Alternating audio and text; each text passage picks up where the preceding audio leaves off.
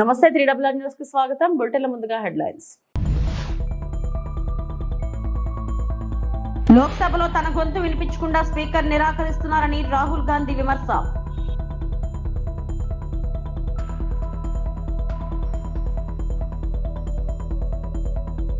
పోలవరంలో సీఎం చంద్రబాబు పర్యటన.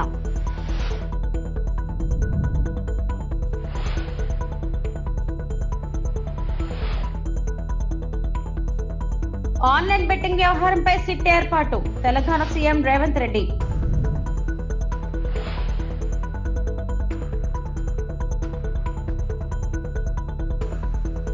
మరోసారి శ్రీవారి ఆలయ గోపురంపై వెళ్లిన విమానం.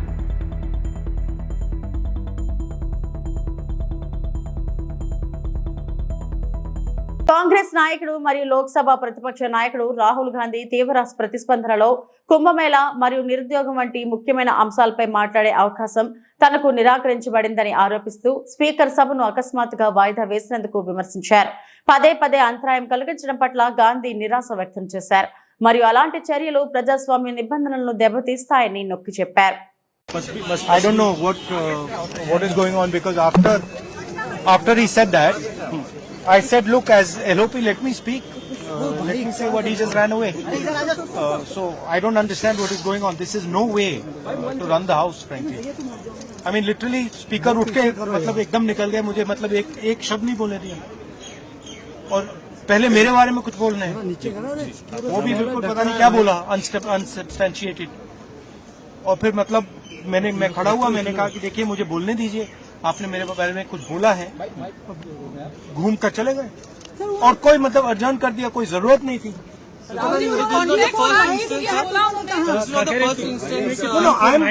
मुझे हाउस में जब भी मैं उठता हूँ, एक कन्वेंशन है, लीडर ऑफ ऑपोजिशन को बोलने दिया जाता है. भैया ये माइक मेरे मुंह में पीछे. लीडर ऑफ ऑपोजिशन को एक कन्वेंशन है कि बोलने दिया जाता है. जब भी मैं खड़ा होता हूँ मुझे बोलने नहीं दिया जाता. ठीक है, तो पता नहीं मतलब ये किस प्रकार से हाउस चल रहा है.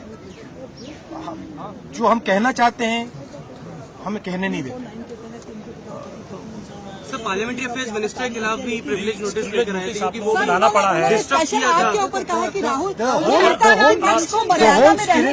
स्पिरिट मैंने कुछ नहीं किया है. तो उन्होंने ये कहा, मुझे बोलने दीजिए, मैंने कुछ नहीं किया है. मैं बिल्कुल शांति से बैठा था, मैंने एक शब्द नहीं बोला. ठीक है, और पिछले मतलब 7-8 दिन में मुझे बोलने नहीं दिया. मैंने कुछ नहीं बोला. आपको क्या मैडम मुझे बोलने दीजिए, मैं बोल रहा हूँ, मुझे इंटरप्ट मत कीजिए. तो ये एक नया तरीका है जहाँ डेमोक्रेसी में ऑपोजिशन की जगह होती है और सरकार की जगह होती है. यहाँ पे ऑपोजिशन की जगह है ही नहीं, यहाँ पे सिर्फ सरकार की जगह है. और हम उस दिन प्रधानमंत्री जी ने कुंभ मेला के बारे में बोला. मैं अपनी बात जोड़ना चाहता था. मैं कहना चाहता था हाँ बहुत अच्छा है कि कुंभ मेला हुआ, और मैं बेरोजगारी के बारे में भी कुछ कहना चाहता था, नहीं बोलने दिया. तो अब पता नहीं मतलब स्पीकर की क्या थिंकिंग है, क्या अप्रोच है, बट सच्चाई ये है कि हमें नहीं बोलने दिया. और हम हमारी पार्टी विपक्षी मेन पार्टी है, मैं लीडर ऑफ ऑपोजिशन हूँ. तो ये बिल्कुल नॉन डेमोक्रेटिक स्टाइल से चलाया जा रहा है. AP CM Chandrababu Polavaram project వద్దకు చేరుకున్నారు. తొలుత ఏరియల్ వ్యూ ద్వారా ప్రాజెక్ట్ ప్రాంతాన్ని సీఎం పరిశీలించారు. అనంతరం నిర్వాసితులతో చంద్రబాబు ముఖాముఖి నిర్వహించారు. వారి సమస్యలను సీఎం అడిగి తెలుసుకున్నారు.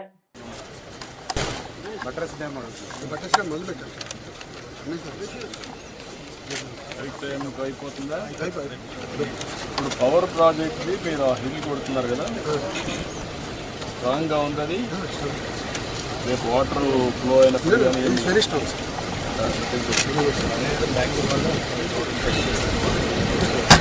ప్రొటెక్షన్ బాక్స్ అన్ని ఉన్నాయి.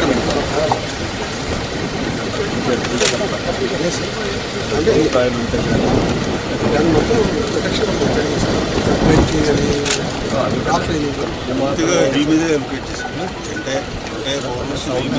ఉన్నాము. కానీ ఒక్కొక్కసారి బ్రేక్ చేసిన తర్వాత అలాంటి ఏమన్నా ఉంటే పర్మిట్ చేస్తాం సార్. కండెన్స్ చేస్తున్నాం కదా సార్, కండెన్స్ మొత్తం చూసాను. Mr. Devendra sir. No problem. I think the fact is very hard except some parts.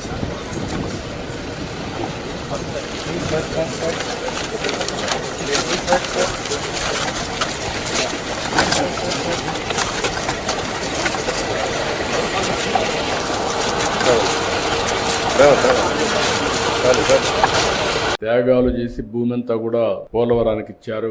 ఇచ్చి ఈ రోజు మీరు చూస్తే చాలా ఇబ్బందులు పడ్డారు. ఇంత మునుపు కూడా ఒకసారి మీరు చూస్తే చాలా తక్కువ డబ్బులు ఇస్తే ఆ రోజు నేను వచ్చినప్పుడు భారీగా పెంచి ఇమ్మీడియట్ గా ఆ రోజు చూస్తే 14-19లో 4,311 కోట్ల రూపాయలు మీకు చెల్లించిన ప్రభుత్వం ఆనాటి ఎన్డీఏ ప్రభుత్వం, తెలుగుదేశం అని చెప్పి కూడా నేను మీ అందరికి విజ్ఞప్తి చేస్తున్నా. ఆ తర్వాత మీరు చూస్తే నిన్నటి వరకు 5 సంవత్సరాలు బాధితుల్ని పట్టించుకున్న సందర్భమే లేదు. మీకోసం ఆలోచించిన దాఖలాలు లేవు. కడాన మిమ్మల్ని చూస్తే చాలా బాధేస్తుంది. నేనే మీకు ఒక భరోసా ఇచ్చాను. దానికి కూడా కారణం మీరు చూస్తే 7 మండలాలు తెలంగాణలో ఉండే మండలాలు విభజన జరిగిన తర్వాత మొట్టమొదటిసారిగా ప్రధానమంత్రి గారితో మాట్లాడి ఈ పోలవరం ప్రాజెక్టు పూర్తి కావాలంటే 7 మండలాలు ఆంధ్రప్రదేశ్ కి ఇస్తే తప్ప సాధ్యం కాదని ఒప్పించి ఆ రోజు ఈ మండలాలు తీసుకొచ్చాం. అది నాకు ఒక నైతిక బాధ్యత అని చెప్పి కూడా నేను మీకు తెలియజేస్తున్నా. అందుకే ఎప్పుడు కూడా నేను వీలైనంత వరకు మీకు న్యాయం చేయాలి, అన్ని విధాలు ఆదుకోవాలని చెప్పి ముందుకు పోయాం. ఈ రోజు కూడా ఈ ప్రభుత్వం వచ్చిన తర్వాత 828 కోట్ల రూపాయలు మీ అకౌంట్ లో వేసామంటే అదే మాకుండే మీ మీద ప్రేమ, కమిట్మెంట్ అని చెప్పి కూడా నేను మీకు తెలియజేస్తాను. బెట్టింగ్ పేజ్ మార్చడానికి సిట్ ఏర్పాట్లు చేస్తున్నట్లు తెలంగాణ ముఖ్యమంత్రి రేవంత్ రెడ్డి అసెంబ్లీలో ప్రకటించారు. ఆన్లైన్ బెట్టింగ్, రమ్మీ పట్ల కఠినంగా వ్యవహరిస్తామని హెచ్చరించారు. ఆన్లైన్ బెట్టింగ్ నేరాల్లో ఏ రకంగా భాగస్వామ్యం ఉన్నా చర్యలు తప్పవని తేల్చి చెప్పారు. ప్రభుత్వం చర్యలు తీసుకోవాలి. పేదలకు తీరని నష్టం జరుగుతుంది. పేదలు బెట్టింగ్ యాప్లతో బలవుతున్నారు, ఆత్మహత్యలు చేసుకుంటున్నారు, రకరకాల ఆందోళనలు చేపట్టడం జరిగింది, మాట్లాడడం జరిగింది. అధ్యక్ష గత ప్రభుత్వమే 2017లో ఆన్లైన్ బెట్టింగ్ కానీ ఆన్లైన్ యాప్ వీటన్నిటి మీద నిషేధం చేస్తూ చట్టం తీసుకొచ్చింది.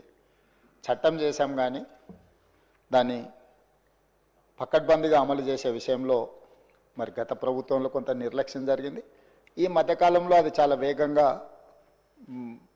తెలంగాణ రాష్ట్రంలో దుర్వినియోగం జరుగుతుంది. అందుకే అధ్యక్ష తమరి ద్వారా ఇది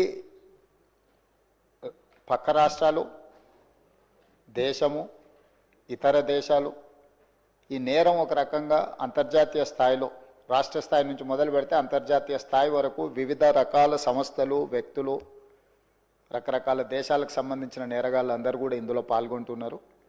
ఇది ఏదో టెంపరీగా ఒక పోలీస్ స్టేషన్లోనో లేకపోతే ఒక పరిధిలో మనం విచారణ చేస్తే దీనికి ఈ సమస్యకు సమూలమైన పరిష్కారం కనుగొనే పరిస్థితి లేదు. కాబట్టి ఈ ఆన్లైన్ బెట్టింగ్ కానీ ఆన్లైన్ ఈ యాప్లు కానీ లేకపోతే ఆన్లైన్ రమ్మీ లాంటి గేములు డిజిటల్లీ ఈ గేమింగ్ ఏదైతే జరుగుతుందో, ప్రధానంగా బెట్టింగ్ ఏదైతే జరుగుతుందో దీని పట్ల రాష్ట్ర ప్రభుత్వము అప్రమత్తంగా ఉండాలి, కఠినంగా వ్యవహరించాలని నిర్ణయం తీసుకున్నది. అధ్యక్ష నేను ఎవరి మీద ఆరోపణలు లేకపోతే ఎవరు ఏ పరిస్థితిలో వీటిని ప్రత్యక్షంగా పరోక్షంగా అనుమతి ఇచ్చారు, ప్రోత్సహించారు, ఎక్కువ వివరాల దగ్గర నేను వెళ్ళదలుచుకోలేదు.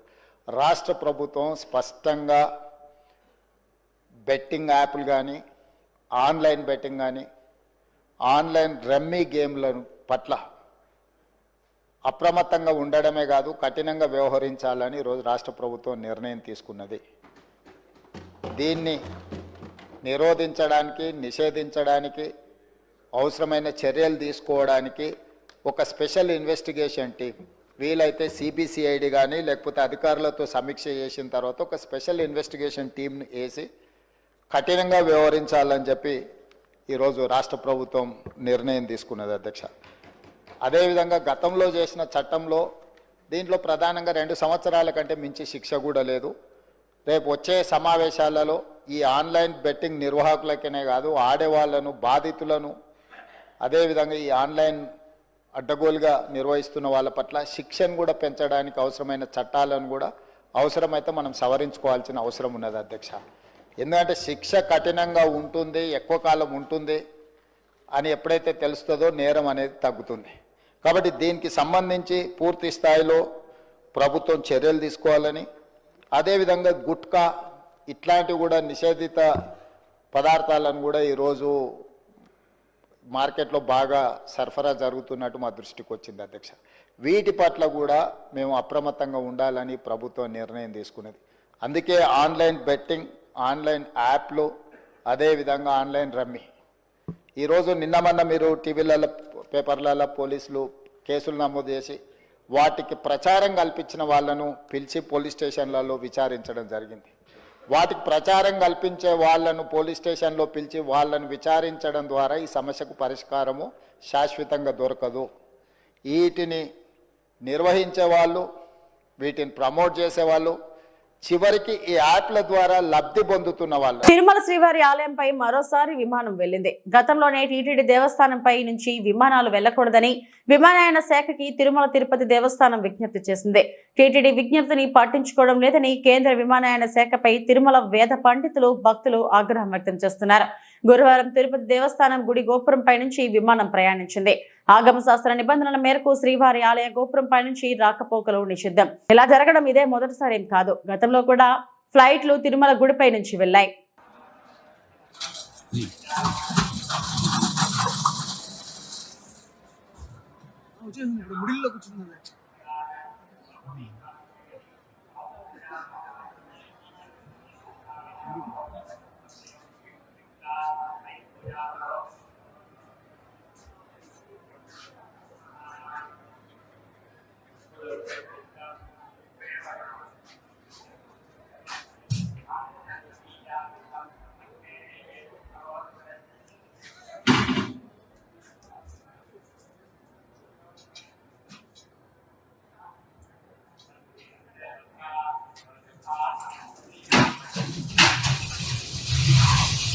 చంద్రబాబు వస్తేనే పోలవరం ప్రాజెక్టు పనులు వేగవంతం అవుతాయనే నమ్మకంతోనే కేంద్రం నిధులు విడుదల.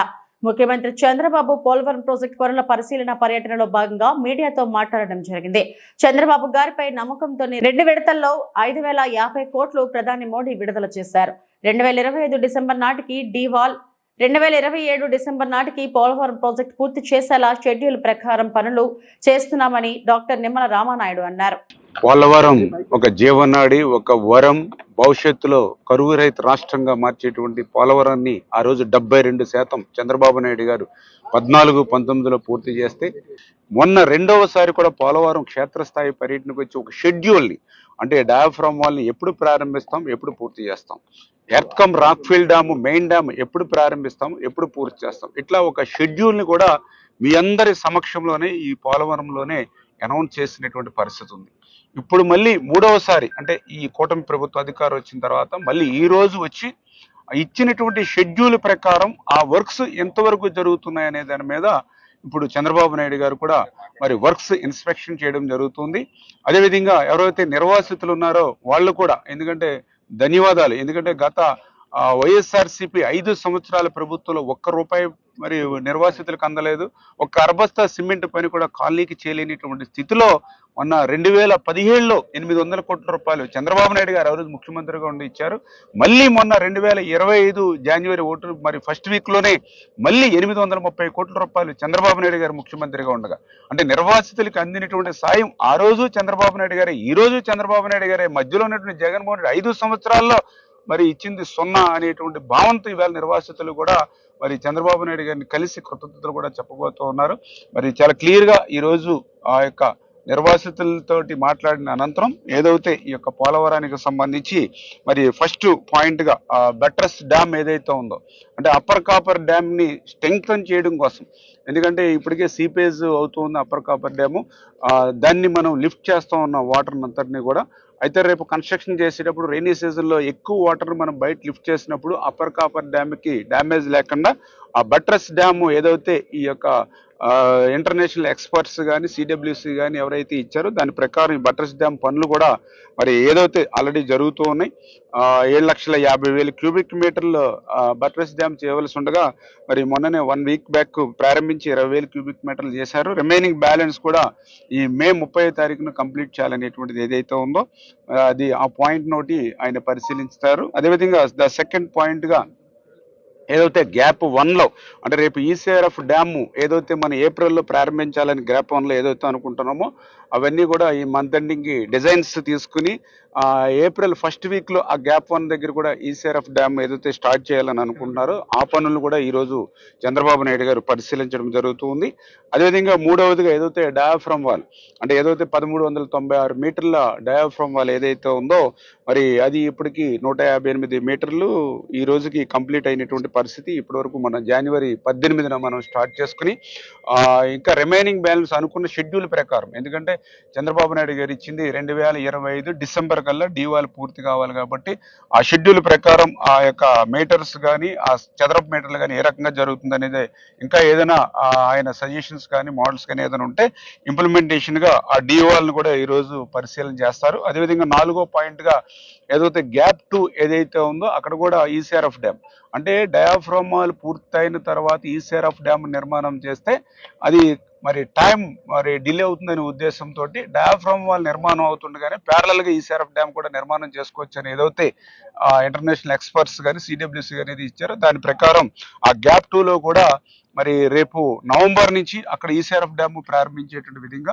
నవంబర్లో ఈసీఆర్ఎఫ్ డ్యామ్ ప్రారంభించాలనంటే అక్కడ ఏదైతే శాండ్ ఏదైతే వైబ్రో కాంపాక్షన్ ఏదైతే ఉందో అది ఆల్రెడీ మరి 1,60,000 క్యూబిక్ మీటర్లకి ఇప్పుడు దగ్గర 70,000 క్యూబిక్ మీటర్ల వరకు ఇక్కడ వరకు పని జరిగినటువంటి పరిస్థితి. ఇది కూడా మరి కంప్లీట్ చేసుకుని చాలా స్పీడ్గా అది కూడా ఆ షెడ్యూల్ ప్రకారం జరిగేటువంటి విధంగా ఈ 4 పాయింట్స్ను కూడా ఈరోజు చంద్రబాబు నాయుడు గారు గ్రౌండ్ లెవెల్లో క్షేత్రస్థాయి పర్యటన చేసి తర్వాత మరి అధికారులతోటి ఏజెన్సీలతోటి కూడా తను పరిశీలించిన అంశాల మీద రివ్యూ జరిపి ఖచ్చితంగా 25 డిసెంబర్ కల్లా డీవాల్ పూర్తవ్వాలి, 27 డిసెంబర్ కల్లా మొత్తం పోలవరం ప్రాజెక్టు పూర్తవ్వాలనేటువంటి ఏదైతే ఆయన ఇచ్చినటువంటి షెడ్యూల్ని రివ్యూ చేస్తారు. అనపర్తి నియోజకవర్గం రంగంపేట మండల ప్రజా పరిషత్ సర్వసభ్య సమావేశం జరిగింది. రంగంపేట మండలం రంగంపేట ఎంపీడీఓ కార్యాలయంలో మండల ప్రజా పరిషత్ సర్వసభ్య సమావేశంలో పాల్గొని అధికారులు, ఎంపీటీసీలు, సర్పంచులతో మండలంలోని వివిధ సమస్యలపై చర్చించి పరిష్కరించే దిశగా చర్యలు తీసుకోవాలని అధికారులను ఆదేశించడం జరిగింది. అదేవిధంగా కూటమి ప్రభుత్వం అధికారంలోకి వచ్చిన 9 నెలల కాలంలో నియోజకవర్గంలో జరిగిన అభివృద్ధి, అలాగే రంగంపేట మండలంలో జరిగిన అభివృద్ధిని వివరించి మండలం అభివృద్ధి విషయంలో పార్టీలకు అతీతంగా అందరూ సహకరించాలని కోరిన అనపర్తి శాసనసభ్యులు నల్లమిల్లి రామకృష్ణారెడ్డి. ఈ సమావేశంలో అధికారులు, జెడ్పీటీసీ, ఎంపీపీ, ఎంపీటీసీలు, సర్పంచులు, ముఖ్య నాయకులు పాల్గొన్నారు.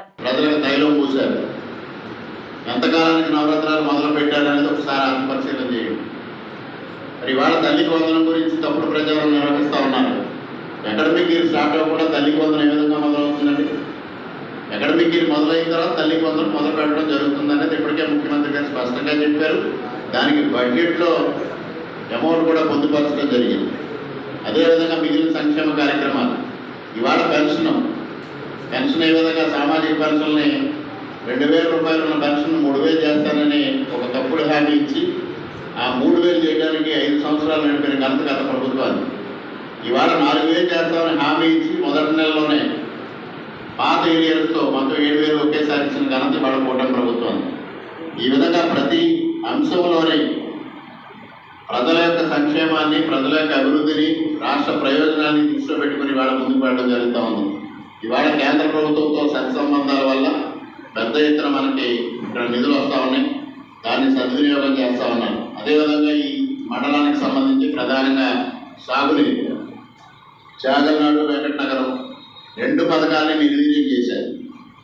ఇవాళ పెద్ద ఎత్తున కాకపోయినా మొట్టమొదటిగా ఇనీషియల్గా కనీసం 50 లక్షలు ఇచ్చి ముందు వాటిని రిస్టోర్ చేయాలనేది మొన్న మంత్రి గారు కూడా కోరడం జరిగింది. తొందరలోనే ఆ నిధులు ఇచ్చి అనేసి ఇప్పుడే చెప్పారు. ట్రాన్స్ఫార్మర్ ఏదైతే వాళ్ళ జేబుల్లో డబ్బులు ఒక్కొక్క అసిస్టెంట్ ఇంజనీర్, ఒక్కొక్క డిప్యూటీ ఎగ్జిక్యూటివ్ ఇంజనీర్ 57 లక్షల రూపాయలు వాళ్ళ జేబులో ఖర్చు పెట్టిన పరిస్థితి గత 5 సంవత్సరాలు. ఇవాళ పరిస్థితికి భిన్నంగా ఇవాళ ప్రభుత్వం ప్రతి విషయాన్ని నిశ్చితంగా పరిశీలించి అభివృద్ధి, సంక్షేమం ధ్యేయంగా ముందుకెళ్తా ఉన్నాం. నేను ప్రజాప్రతినిధికి విజ్ఞప్తి చేసుకునేది ఒకటే, మీ అందరూ సహకరించండి. మీరు ఎన్నికైనా, మేము ఎన్నికైనా, ప్రజల నుంచి ఎన్నికైనా మనందరి ధ్యేయం ఒకటే, ప్రజల యొక్క ప్రయోజనాలు కాపాడాలి, అభివృద్ధి చేయాలి, సంక్షేమం చూడాలి.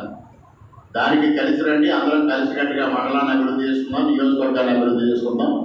ఇందులో ఎటువంటి పొరపచ్చాలకి తావలేదు. ఎన్నికల వరకే రాజకీయాలు, ఎన్నికలు అయిన తర్వాత అభివృద్ధికి అందరం కలిసి ముందుకెడదామని మీ అందరికీ సవినయంగా తెలియజేసుకుంటూ ఇవాళ ఈ కార్యక్రమానికి హాజరైన మీ అందరికీ పేరు పేరున హృదయపూర్వకంగా కృతజ్ఞతలు తెలియజేసుకుంటూ సెలవు తీసుకుంటున్నాను.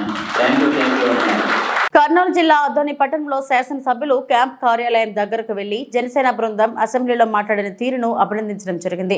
మండల అధ్యక్షులు ఎం తాహేర్వాలి, సీనియర్ నాయకులు గాజుల రాజశేఖర్ మాట్లాడుతూ కూటమి ప్రభుత్వం ఏర్పడిన తర్వాత ఇప్పటి వరకు ప్రభుత్వం దృష్టికి అసెంబ్లీ సాక్షిగా అద్దోనిలో ప్రజలు ఎదుర్కొంటున్న సమస్యలు ప్రభుత్వం దృష్టికి అన్ని శాఖల మంత్రులకు ప్రతి విషయంపై విద్య, వైద్యం, ఉపాధి, పరిశ్రమ, సాగునీరు, త్రాగునీరు, వలసలు, కరువు, అక్రమ కబ్జాలు, ప్రభుత్వం నుండి జాతీయ గ్రామీణ ఉపాధి హామీ నిధులు అనేక సమస్యలను అసెంబ్లీలో ప్రభుత్వానికి వివరించి అదోనిని అన్ని రకాలుగా ఆదుకోవాలని, అదోని పరిస్థితులపై తగిన నిధులు కేటాయించాలని, అనేక సంవత్సరాల నుండి అదోని వెనుకబడిందని, ఇప్పటి వరకు గత ప్రభుత్వాలు వివక్షతో అదోనిని పట్టించుకోలేదని, మా ప్రజలకు త్రాగునీరు లేక ఇబ్బంది పడుతున్న పరిస్థితులు ఉన్నాయని, ప్రతి ఏడాది లక్షల సంఖ్యలో వలస వెళుతున్న పరిస్థితి ఉన్నదని, పరిశ్రమలు నిర్మించాలి, సాగునీటి ప్రాజెక్టులు నిర్మించాలి, వలసలను, కరువులను అరికట్టాలని, కనీస వైద్య సిబ్బంది పరికరాలు లేక కనీస వైద్య సదుపాయాలు కల్పించడానికి తగిన నిధులు, సిబ్బంది నియమించి అదోని ప్రజలను ఆదుకోవాలని కోరడం జరిగింది.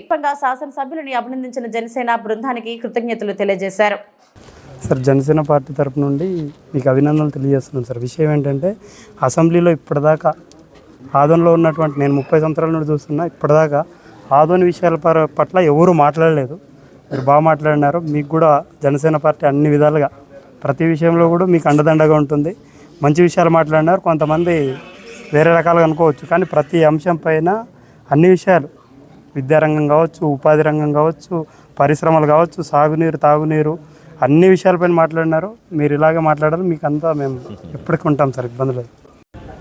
ఈరోజు జనసేన పార్టీ ఆధ్వర్యంలో ఆదోని నియోజకవర్గ గౌరవ శాసనసభ్యులు డాక్టర్ పార్థసారథి గారిని అభినందించడానికి ఈరోజు జనసేన పార్టీగా రావడం అనేటువంటిది జరిగింది.